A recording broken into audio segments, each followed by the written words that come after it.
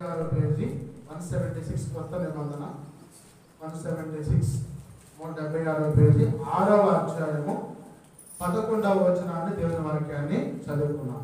6 మీరు అపవాది తంత్రములను ఎదురించుటకు శక్తిమంతులగునట్లు దేవుడిచ్చు సర్వాంగ కవచములు ధరించుకున్నాడు. స్తోత్రం, హల్లెలూయా. ప్రియులారా, అపవాది అంటే సాతాను. అపవాది అంటే సాతాను. మనమాట దేవుని యొక్క కృపను బట్టి అపవాది తంత్రాలను ఎదురించుట. తంత్రము అంటే ఏంటి? అంతరం అంటే రెండు మాటలు చెప్తారు.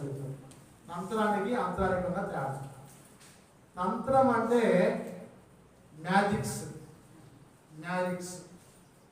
ఒక మనిషి మామూలుగా వచ్చేసి పక్షిలాగా మారిపోవడం, సింహంలాగా మారిపోవడం, ఏనుగులాగా మారిపోవడం, చెట్టులాగా మారిపోవడం, మరి పుట్టలాగా మారిపోవడం, అమ్మాయిలాగా మారిపోవడం తంత్రం, మ్యాజిక్.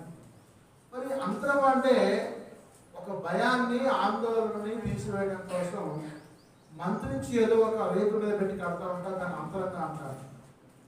ఇవన్నీ అంతరాలు, తంత్రాలు, సాతాను సంబంధమైన క్రియలు. వీళ్ళరా చూడండి, మరి దేవుడు ఇచ్చు సర్వాంగ కవచము ధరించుకోమంటున్నారు. దేవుడు ఇచ్చే సర్వాంగ కవచాన్ని ధరించుకోమంటారు. పరిశీలిద్దాం వాక్యాన్ని.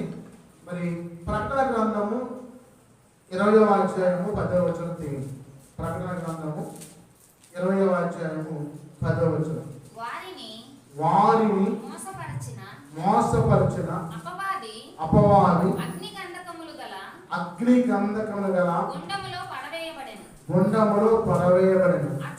అచ్చట ఆ క్రూర మృగమును అబద్ధ ప్రవక్తయు ఉన్నారు.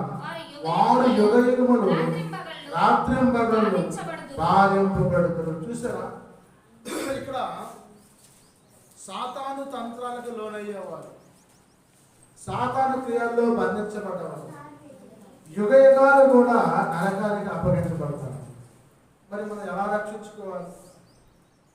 మనం అపవాది తంత్రాలను ఎదిరించి శక్తిమంతులగినట్లుగా దేవుడిచ్చే సర్వాంగ కవచాన్ని ధరించుకోవాలన్నాడు. చూడండి, మరి 2వ కొరింథీ 10:14 పరిశీలించండి. 165 పేజీ 165. 2వ కొరింథీ 10:4. 4 తల్లి 4.